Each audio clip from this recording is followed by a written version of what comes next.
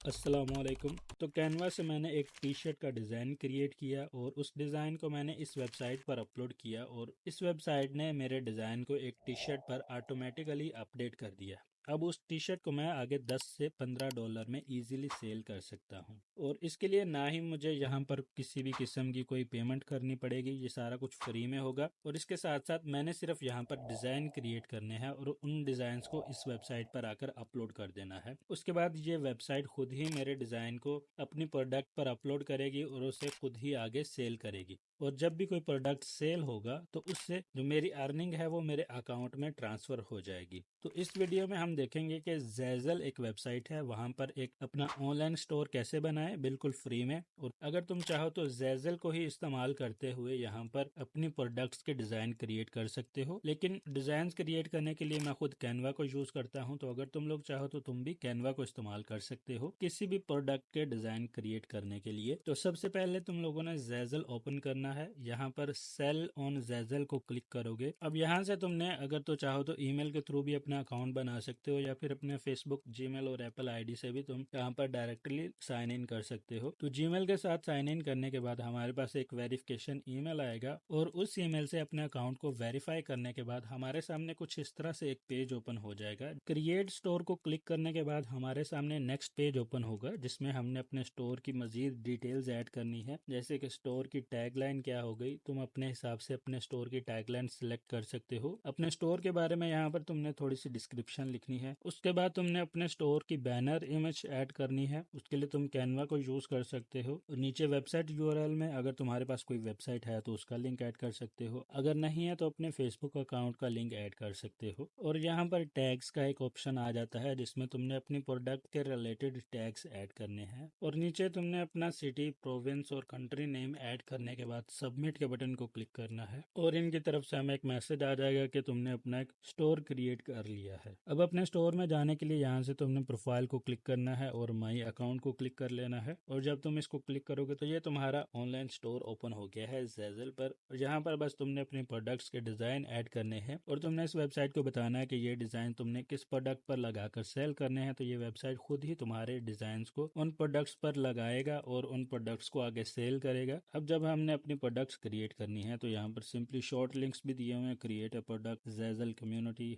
ज़ेज़ल ideas, help centre और इसके साथ साथ यहाँ पर भी एक क्रिएट का बटन दिया हुआ है इन्होंने। अगर तुम इसको क्लिक करते हो तो डिजाइन नाउ क्लिक करके यहाँ पर अपने डिजाइन वगैरह अपलोड कर सकते हो। इनकी तरफ से भी एक कस्टमाइजेशन का पेज आता है कि तुम अपने हिसाब से ज़ेज़ल को यूज करते हुए अपने डिजाइन क्रिएट कर सकते हो और अगर तुमने पहले ही कोई डिजाइन बनाया हुआ है तो तुम उस डिजाइन को यहाँ पर अपलोड कर सकते हो और अपनी प्रोडक्ट्स पर सेट कर सकते हो उन डिजाइन को। तो मैं एक टी शर्ट का डिजाइन बना लेता हूँ कैनवा को यूज करते हुए।